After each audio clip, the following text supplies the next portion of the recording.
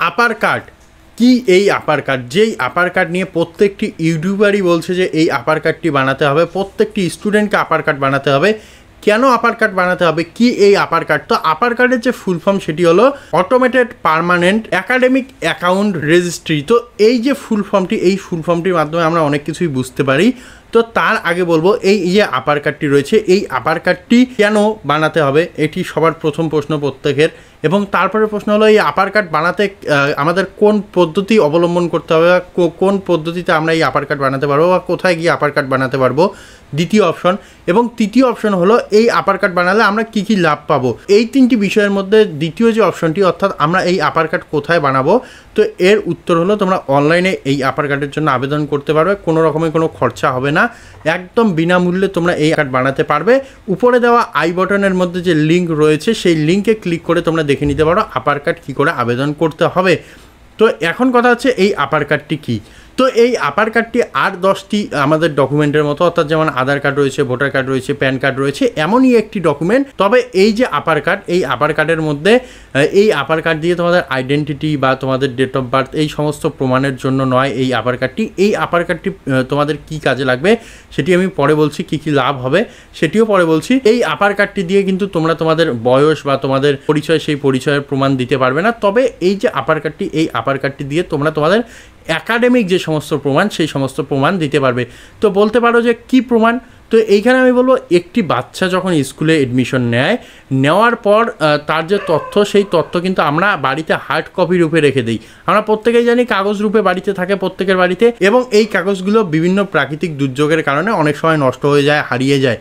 তো এই রকম পরিস্থিতির জন্য যাতে স্টুডেন্টরা এই রকম পরিস্থিতির শিকার না হয়, সেই জন্য তাদের যে এডুকেশনাল হিস্ট্রি রয়েছে, তারা যে পড়াশোনা করেছে তার যে হিস্ট্রি রয়েছে, প্রথম থেকে শুরু করে শেষ পর্যন্ত সে যতদূর পড়াশোনা করবে তার যে হিস্ট্রি রয়েছে, সেই হিস্ট্রি জমা থাকবে এই কার্ডের মধ্যে। তো এই কার্ডের যে মেন বিষয় সেটি হলো এই কার্ডের মধ্যে তোমাদের একাডেমিক যে স্কোর রয়েছে, একাডেমিক যে তোমাদের কোয়ালিফিকেশান রয়েছে, একাডেমিক যে তোমাদের অ্যাচিভমেন্টস রয়েছে, এই অ্যাচিভমেন্ট স্কোর, তোমাদের যে সাকসেস হিস্ট্রি, সেই হিস্ট্রি সমস্ত কিছুই এর মধ্যে থাকবে। কোন ক্লাসে কত নাম্বার পেয়েছো, কোন ক্লাসে কেমন র্যাঙ্ক করেছো, কত দূর পর্যন্ত তোমরা পড়াশোনা করেছো, কোথায় ড্রপ দিয়েছো, কোথায় ড্রপ দাওনি, সমস্ত কিছুই এই কার্ডের মধ্যে থাকবে। সেই জন্য অবশ্যই প্রত্যেকেরই জরুরি এই আপার কার্ডটি আবেদন করা। তো এইখানে একটি কথা বলে নেব, এই যে আপার কার্ডটি, এই আপার কার্ডটির আরেকটি নাম রয়েছে যেটি হলো ABC। তো এই ABCর ফুল ফর্ম হলো একাডেমিক ব্যাংক অফ ক্রেডিট। তো এই একাডেমিক ব্যাংক অফ ক্রেডিট এবং আপার কার্ড দুটোই সেম। তোমরা এই আপার কার্ড ডিজি লকারের মধ্যে গিয়ে আবেদন করতে পারো, অথবা ABC অথবা আপারের ওয়েবসাইটে গিয়ে খুব সহজেই আবেদন করতে পারো। তার জন্য তোমাদের আধার কার্ডের সঙ্গে মোবাইল নাম্বার লিঙ্ক থাকতে হবে। শুধুমাত্র আধার কার্ডের মধ্যে মোবাইল নাম্বার লিঙ্ক থাকলেই হয়ে যাবে, আর কোনো কিছুর দরকার পড়বে না। তো এখন কথা হচ্ছে এই আপার কার্ড বা ABC আইডি কার্ড বা মেরি প্যাশন কার্ড, এর আরেকটি নাম ছিল মেরি প্যাশন। তো এই কার্ডটি কিন্তু 2023-এ ইস্যু করে সরকার, এবং 2023 থেকেই কিন্তু এই কার্ডটি চলছে, এবং এখন কিন্তু এই কার্ডটিকে বাধ্যতামূলক করা হয়েছে। এখন থেকে তোমরা যদি কলেজের মধ্যে, স্কুলের মধ্যে এডমিশন নিতে যাও, সেই ক্ষেত্রে এই আপার কার্ডের নাম্বার বা ABC কার্ডের নাম্বার বা মেরি প্যাশন কার্ডের নাম্বার তোমাদের দরকার পড়বে, যার মাধ্যমে তোমাদের সমস্ত তথ্য এই একটি কার্ডের মধ্যে চলে আসবে এবং তোমাদের সমস্ত সমস্যার অবসান ঘটবে। কারণ আর তোমাদের স্কোর দেখার জন্য বা তোমরা কত নাম্বার কোন ক্লাসে পেয়েছো সমস্ত কিছু দেখার জন্য তোমাদের সমস্ত হার্ড কপি নিয়ে দৌড়াতে হবে না। শুধুমাত্র আপার আইডি কার্ড বা ইউনিক যে নাম্বারটি রয়েছে, সেই ইউনিক নাম্বার দিলেই তোমাদের তথ্য আমাদের এডুকেশনাল সেন্টারগুলো রয়েছে বা স্কুল কলেজগুলো রয়েছে সেইখানে চলে যাবে। তো এই দিক দিয়ে কিন্তু খুবই সুবিধা হলো, ভুল ভ্রান্তির একটা অবসান ঘটলো, অর্থাৎ ভুল ভ্রান্তি কিন্তু এখন থেকে আর খুব কম হবে। অবশ্যই ভুলভ্রান্তি হবে কিন্তু খুব কম। তো এই দিকে একটি সুবিধা আমরা পেলাম। এবং দ্বিতীয় হলো, তোমরা যদি বা কোনো স্টুডেন্ট যদি বড় ক্লাসে পড়াশোনা করার সময়, অর্থাৎ হায়ার এডুকেশনের সময় যদি সে কোনো কারণে ড্রপ আউট হয়ে যায়, অনেক সময় দেখা যায় যে বিভিন্ন পারিবারিক কারণে, সামাজিক কারণে বা কোনো কারণে বা অসুস্থতার কারণে অনেক স্টুডেন্ট ড্রপ আউট হয়ে যায়। যে ক্লাসে পড়াশোনা করে সেই ক্লাস থেকে ড্রপ আউট হয়ে যায় বা ক্লাস ছেড়ে দেয়। দেওয়ার পর যখন 3-4 বছর চলে যায়, 5 বছর চলে যায়, 6 বছর চলে যায়, তখন সে আফসোস করে যে আমি কেন ছেড়েছিলাম সেই সময় পড়াশোনা। তো তাদের জন্য এইখানে সুবিধা দিচ্ছে, সেই 7 বছরের মধ্যে যদি কোনো স্টুডেন্ট চায় যে আমি আবার আমার পড়াশোনা কমপ্লিট করব বা কন্টিনিউ করব, তাহলে সে যেইখানে তার পড়াশোনা ড্রপ আউট করেছিল বা যেইখানে তার পড়াশোনা ছেড়েছিল সেইখান থেকে আবার এই আপার কার্ডের মাধ্যমে পড়াশোনা শুরু করতে পারবে বা চালিয়ে যেতে পারবে। সেই জন্য তাকে আর প্রথমে এডমিশন হতে হবে না, বা প্রথম ক্লাসে, বা আমরা দেখবো যে গ্র্যাজুয়েশনে যদি পড়তে চায় সেই জন্য কিন্তু ফার্স্ট ইয়ারে এডমিশন হতে হবে না। সে যদি লাস্ট ইয়ারের মাঝামাঝি ছেড়ে দেয় তাহলে লাস্ট ইয়ার শুধু কমপ্লিট করলেই তার হয়ে যাবে। এইখানে কিন্তু তাকে ফার্স্ট ইয়ার পর্যন্ত পড়তে হচ্ছে না এই একাডেমিক ব্যাংক অফ ক্রেডিটের জন্য।